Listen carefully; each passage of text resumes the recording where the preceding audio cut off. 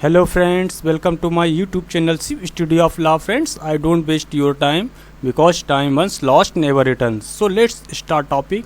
Friends, आज हम भारतीय संविधान 1950 के कुछ महत्वपूर्ण वन लाइनर प्रश्नों को देखेंगे, जिसकी PDF लिंक आपको डिस्क्रिप्शन के अंत में मिल जाएगी। तो आप एक बार पहले वीडियो को देख अवश्य लें। देखने और सुनने से फैक्ट्स लंबे समय तक याद रहते हैं, तो आप ज़्यादा से ज़्यादा सुनने और ध्यान से देखने का अभ्यास डालें। तो देखते हैं वन लाइनर प्रश्नों को। फर्स्ट क्वेश्चन है आपका, प्राक दोष मुक्ति का सिद्धांत संबंधित है दोहरे परिसंकट अनुच्छेद 20(2) के सिद्धांत से संबंधित है। नेक्स्ट क्वेश्चन है आपका सेकंड, जब एक विधेयक पर संसद के दोनों सदनों में मतभेद उत्पन्न हो गया हो तो यह मतभेद किसके द्वारा दूर किया जा सकता है। जब दोनों सदनों के बीच में मतभेद उत्पन्न हो गया हो तो लोकसभा के अध्यक्ष के द्वारा अनुच्छेद 108 के अंतर्गत मतभेद को दूर किया जाएगा। नेक्स्ट क्वेश्चन है आपका थर्ड, भारत के उच्चतम न्यायालय द्वारा घोषित विधि भारत राज्य क्षेत्र के भीतर सभी न्यायालयों पर बाध्यकारी है, परंतु उच्चतम न्यायालय स्वयं के निर्णय से आबद्ध नहीं है। ऐसा उच्चतम न्यायालय ने किस निर्णय में निश्चित किया था। बंगाल इम्यूनिटी कंपनी लिमिटेड बनाम बिहार राज्य के मामले में निर्णय दिया गया था उच्चतम न्यायालय के द्वारा।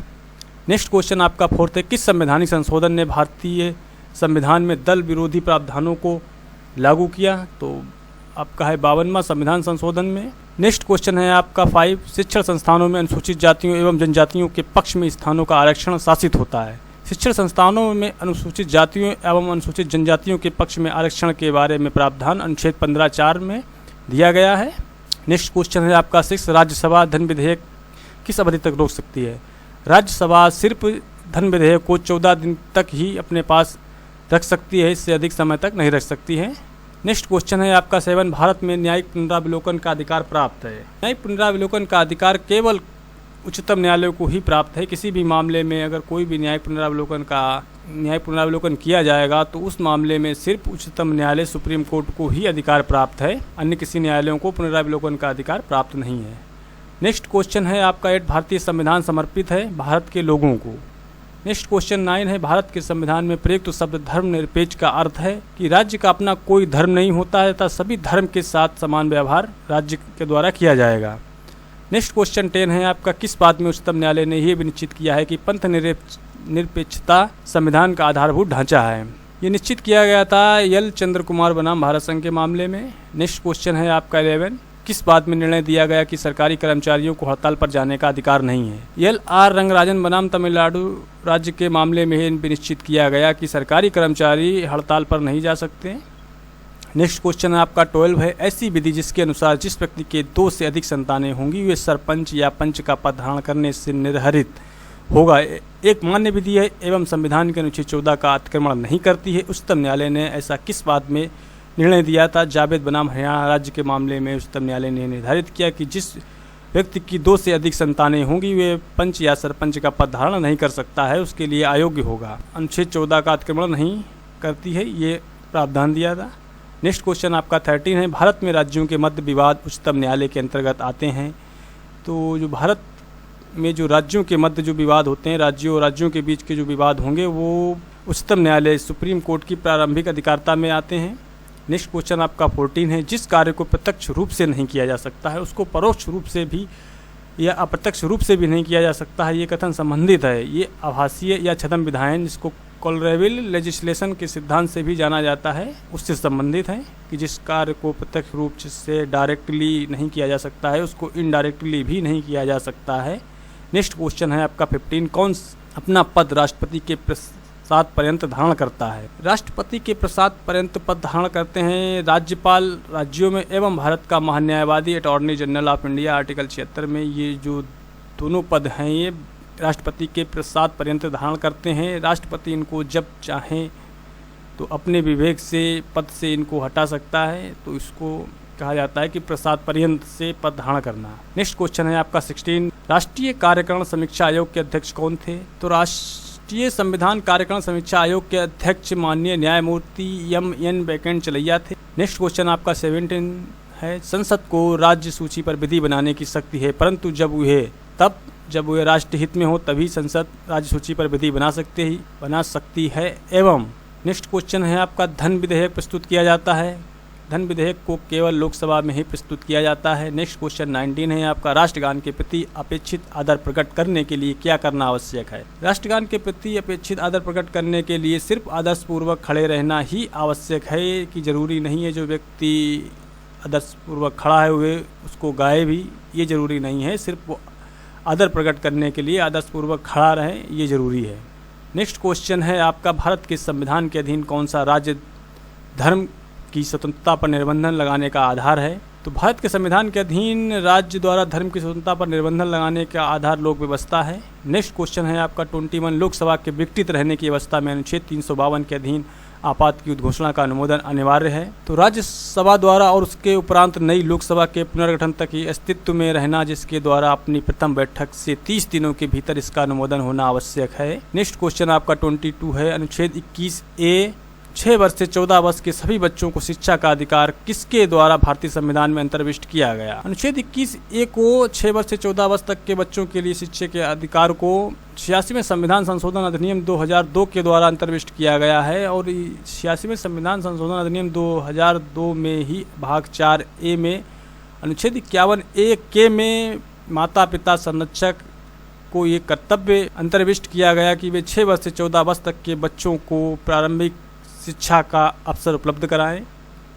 नेक्स्ट क्वेश्चन है आपका 23, राज्य की कार्यपालिका शक्ति निहित होती है। राज्य की कार्यपालिका शक्ति राज्यपाल में निहित होती है। नेक्स्ट क्वेश्चन है आपका 24, उच्चतम न्यायालय मूलभूत अधिकारों के अनुपालन के लिए कितनी रिट याचिकाएं जारी कर सकते। तो उच्चतम न्यायालय अनुच्छेद 32 के अंतर्गत एवं उच्च न्यायालय अनुच्छेद 226 के अंतर्गत 5 प्रकार की रिट याचिकाएं जारी कर सकते हैं, जिनको रिट या याचिकाएं या फिर प्रलेख भी कहते हैं।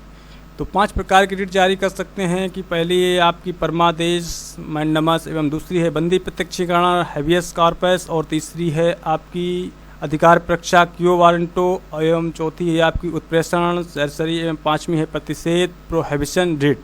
तो ये 5 प्रकार की रिट उच्चतम न्यायालय अनुच्छेद 32 के अंतर्गत एवं उच्च न्यायालय अनुच्छेद 226 के अंतर्गत जारी कर सकते हैं।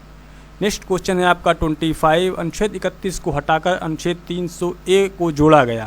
अनुच्छेद 31 को हटाकर अनुच्छेद 301 को 44वें संविधान संशोधन अधिनियम 1978 में जोड़ा गया। अनुच्छेद 31 में संपत्ति के मौलिक अधिकार को हटाकर अनुच्छेद 300A में संपत्ति के अधिकार को कानूनी अधिकार बना दिया गया।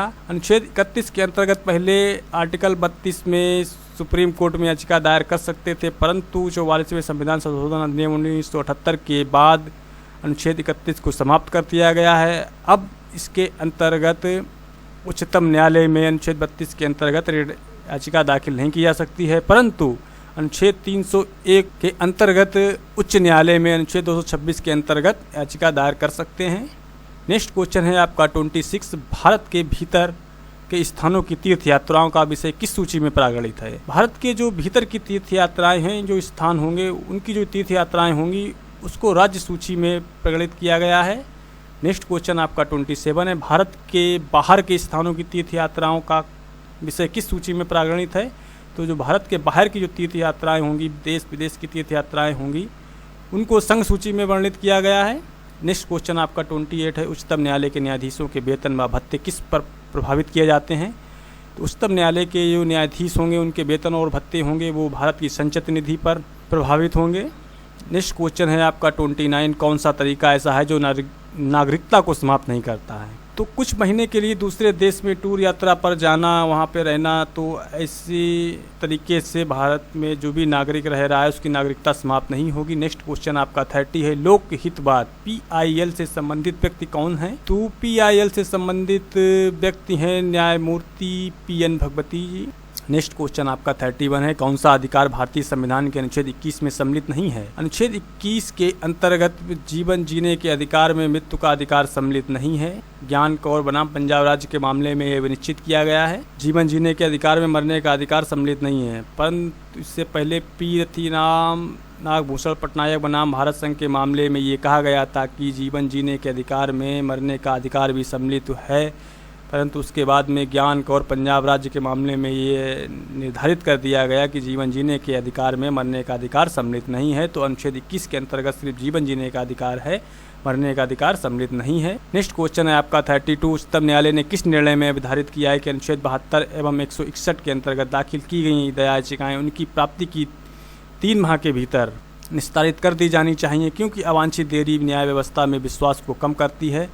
तो ऐसा शेर सिंह बनाम पंजाब राज्य के मामले में अभिनिर्धारित किया गया था। नेक्स्ट क्वेश्चन है आपका 33। हमारे संविधान के किस अनुच्छेद के अंतर्गत एक अभियुक्त को दोषारोपण के कारण एवं प्रकृति के बारे में सूचित किए जाने के अधिकार की गारंटी दी गई है? तो हमारे संविधान के अनुच्छेद 22(1) में किसी भी अभियुक्त को दोषारोपण के कारण की एवं उसकी प्रकृति के बारे में सूचित किए जाने का प्रावधान किया गया है, उसकी गारंटी दी गई है। और यही CRPC के अनुच्छेद 50(a) में भी व्यक्ति को अपनी गिरफ्तारी के कारण जानने के बारे में प्रावधान दिया गया है। और अनुच्छेद 41 सब क्लास 4 में CRPC के बारे में प्रावधान किया है, किसी भी अभियुक्त को अपने पसंद के अधिवक्ता से मिलने का अधिकार होगा, जो कि अनुच्छेद 22(3) में प्रावधान किया गया है।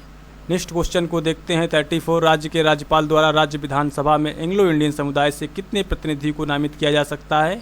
तो राज्य के राज्यपाल द्वारा राज्य विधानसभा में एंग्लो इंडियन जो सदस्य होते हैं, सिर्फ एक सदस्य को ही नामित किया जा सकता है। वहीं राष्ट्रपति जी के द्वारा 2 सदस्यों को नामित किया जा सकता है, इसको भी आपको ध्यान में रखना है। नेक्स्ट क्वेश्चन आपका 35 है। भारत के सर्वोच्च न्यायालय ने निजता के अधिकार को संविष्ट माना है। राइट टू प्राइवेसी को अनुच्छेद 21 में मौलिक अधिकार माना गया है सर्वोच्च न्यायालय के द्वारा। नेक्स्ट क्वेश्चन आपका 36 है। संविधान के अनुच्छेद 21 के अंतर्गत जीवन के अधिकार के अंतर्गत मरने का अधिकार सम्मिलित नहीं है। उच्चतम न्यायालय ने ऐसा निर्णय किस मामले में दिया था? तो ज्ञान कौर बनाम पंजाब राज्य के मामले में दिया था। और P रथिराम नागभूषण पटनायक बनाम भारत संघ के मामले में ये कहा गया था कि जीवन जीने के अधिकार में मरने का अधिकार भी सम्मिलित है, परंतु बाद के मामले में ये निर्धारित कर दिया गया कि जीवन जीने के अधिकार के अंतर्गत मरने का अधिकार सम्मिलित नहीं है। तो ज्ञान कौर बनाम पंजाब राज्य के मामले में ऐसा निर्णय निर्धारित किया गया। नेक्स्ट क्वेश्चन आपका 37 है कि अनुच्छेद 22(4) के अनुसार किसी व्यक्ति का किस अवधि के लिए निरोध सलाहकार बोर्ड की सिफारिश के बिना संभव नहीं होगा? तो 3 माह से अधिक का नहीं होगा।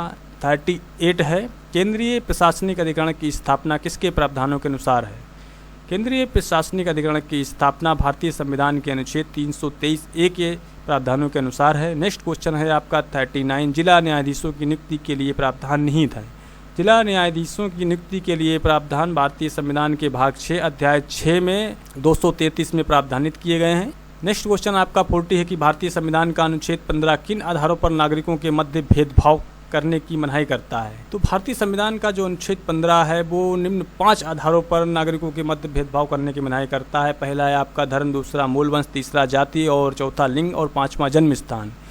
वहीं 16 में लोक नियोजन की अवसर में समानता पर भेदभाव नहीं किया जाएगा। तो वहाँ पर आपको 6 चीज़ें याद रखनी है, 5 ये याद रखनी है। एक हो जाएगा आपका निवास स्थान, धर्म, मूल वंश, जाति, लिंग, जन्म स्थान और छठा हो जाएगा निवास स्थान। वो धारा 16 में प्रावधानित है और धारा 15 में 5 चीज़ें हैं।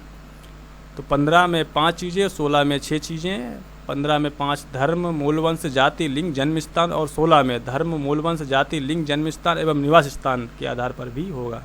तो 15 में आपकी 5 चीज़ें हैं। नेक्स्ट क्वेश्चन 41 है। उच्चतम न्यायालय ने किस बात में अनुच्छेद 15(5) को संवैधानिक घोषित किया है? तो अशोक कुमार ठाकुर बनाम मद्रास राज्य के मामले में उच्चतम न्यायालय ने अनुच्छेद 15(5) को संवैधानिक घोषित किया। नेक्स्ट क्वेश्चन आपका 42 है। संविधान के अनुच्छेद 61 के आधार पर राष्ट्रपति को उनके पद से महाभियोग की प्रक्रिया से किस आधार पर हटाया जा सकता है? अनुच्छेद 61 के आधार पर राष्ट्रपति को संविधान के उल्लंघन के आधार पर ही महाभियोग की प्रक्रिया के द्वारा हटाया जा सकता है। नेक्स्ट क्वेश्चन आपका 43 है। मूल कर्तव्यों से संबंधित भाग 4(a) भारतीय संविधान में जोड़ा गया। तो भाग 4(a) 42वें संविधान संशोधन अधिनियम 1976 में जोड़ा गया, जो कि एक लघु संविधान के नाम से जाना जाता है। 42वें संविधान संशोधन को वेरी इंपॉर्टेंट है, इसमें बहुत से फैक्ट्स को जोड़ा गया है, इसको आपको अच्छे से तैयार करना है। तो भाग 4(a) में 10 मौलिक कर्तव्यों को जोड़ा गया था, जो कि 42वें संविधान संशोधन अधिनियम 1976 में स्वर्ण सिंह समिति की सिफारिश पर इंदिरा गांधी के समय में इसको जोड़ा गया था। उस समय प्रधानमंत्री जी इंदिरा गांधी थी। तो नेक्स्ट क्वेश्चन को देखते हैं 44। उच्च न्यायालयों में राष्ट्रपति अलिखित एवं कार्यकारी न्यायाधीशों की नियुक्ति कितनी अवधि के लिए कर सकते हैं? तो उच्च न्यायालयों में राष्ट्रपति जी के द्वारा जो कार्यकारी न्यायाधीशों की नियुक्ति की जाएगी वो सिर्फ 2 वर्ष के लिए अवधि के लिए की जाएगी, 2 वर्ष से अनाधिक के लिए नहीं की जाएगी। नेक्स्ट क्वेश्चन है 45। किसने कहा है कि भारतीय संविधान एक सशक्त केंद्रीय केंद्रीकृत प्रवृत्ति वाला परिसंघात्मक संविधान है। तो सर आइवर जेनिंग्स ने कहा है कि भारतीय संविधान एक सशक्त केंद्रीकृत प्रवृत्ति वाला परिसंघात्मक संविधान है। नेक्स्ट क्वेश्चन आपका 46 है, संविधान के अंतर्गत काम का अधिकार कहाँ पाया जा सकता है? तो संविधान के अंतर्गत काम का अधिकार भाग 4 डीपीएसपी राज्य के नीति निर्देशक तत्व directive principle of state policy के अनुच्छेद 41 में प्रावधान किया गया है कि व्यक्ति को काम पाने का अधिकार होगा। नेक्स्ट क्वेश्चन आपका 47 है कि भारत के संविधान के अनुच्छेद 32 के अंतर्गत उच्चतम न्यायालय में समावेदन किया जा सकता है। तो उच्चतम न्यायालय में समावेदन मूल अधिकारों को परिवर्तित कराने के लिए अनुच्छेद 32 के अंतर्गत जो कि 5 रिट याचिकाएँ आपको बताई थीं, परमादेश, बंदी, प्रत्यक्षीकरण, अधिकार परीक्षा, उत्प्रेषण, प्रतिषेध, रिट आदि को माध्यम से मूल अधिकारों को परिवर्तित कराया जा सकता है। नेक्स्ट क्वेश्चन आपका 48 है कि भारतीय संविधान का भाग 14 संबंधित है। भारतीय संविधान का भाग 14 संघ एवं राज्यों के अधीन सेवाओं से संबंधित है। नेक्स्ट क्वेश्चन 49 है आपका, समान न्याय और निःशुल्क विधिक सहायता की अवधारणा किस अनुच्छेद के अंतर्गत दी गई है? तो समान न्याय और निःशुल्क विधिक सहायता की अवधारणा अनुच्छेद 39A के अंतर्गत दी गई है। वहीं सीआरपीसी के अनुच्छेद 304 में ऐसा प्रावधान किया गया है कि राज्य विधिक सेवा उपलब्ध कराएंगे। नेक्स्ट क्वेश्चन है आपका 50, भारतीय संविधान में 10वीं अनुसूची को जोड़ा गया था। तो भारतीय संविधान में 10वीं अनुसूची को 92 संविधान संशोधन अधिनियम 1985 में जोड़ा गया। 10वीं अनुसूची में प्रावधान किया गया कि दल बदल के आधार पर निर्भरता घोषित की जाएगी, उसके मामले में 10वीं अनुसूची में प्रावधान किया गया है। तो नेक्स्ट क्वेश्चन है आपका 51, किस बात में भारत के उच्चतम न्यायालय द्वारा विपरीत लिंगी व्यक्तियों को तृतीय लिंग की व्यक्तियों के रूप में मान्यता प्रदान की गई? विपरीत लिंगी ट्रांसजेंडर को राष्ट्रीय विधिक सेवा प्राधिकरण बनाम भारत संघ के मामले में, जो कि 2012 का बाद है, इस मामले में तृतीय लिंग के रूप में मान्यता प्रदान की गई थी, क्योंकि जो विपरीत लिंगी व्यक्ति होते हैं जिनको ट्रांसजेंडर कहते हैं उनको थर्ड लिंग के रूप में मान्यता दी गई, क्योंकि वो भी एक इंसान है, उनको भी आर्टिकल 21 के अंतर्गत जीवन जीने का और गरिमापूर्ण जीवन जीने का अधिकार है। तो इसलिए माननीय सर्वोच्च न्यायालय के द्वारा उनको थर्ड जेंडर के रूप में, तृतीय लिंग के व्यक्तियों के रूप में मान्यता प्रदान की गई। इससे पहले आप जब भी कोई फार्म भरते थे तो वहाँ पे आपको मेल एंड फीमेल मिलता था, तो ट्रांसजेंडर का लिंक नहीं होता था। अब आप जब भी कोई नया फार्म देखेंगे तो आपको वहाँ पे एक ट्रांसजेंडर का भी ऑप्शन होगा। तो वहाँ पे उनको मान्यता दी गई है कि अब वो भी उनको भी सामान्य रूप से मान्यता दे दी गई है। तो ऐसा राष्ट्रीय विधिक सेवा प्राधिकरण बनाम भारत संघ के मामले में निर्णय दिया गया है कि उनको भी अपना गरिमापूर्ण जीवन जीने का अधिकार है। तो फ्रेंड्स, उम्मीद करता हूँ कि आज के टॉपिक में आपने महत्वपूर्ण संविधान के प्रश्नों को समझा। यदि वीडियो आपको अच्छा लगा है तो लाइक करें और अपने फ्रेंड्स को शेयर करें। तो यदि आप चैनल पर नए हैं तो चैनल को सब्सक्राइब कर लें और बेल आइकन को प्रेस कर दें, जिससे कि आपको अगले इंपॉर्टेंट वीडियोज़ का नोटिफिकेशन प्राप्त हो सके। तो देखते रहिए अपने favourite YouTube channel Shiv studio of law को। तो फ्रेंड्स, मिलते हैं आपसे नेक्स्ट टॉपिक में। तब तक के लिए bye bye and take care. जय हिंद, जय भारत।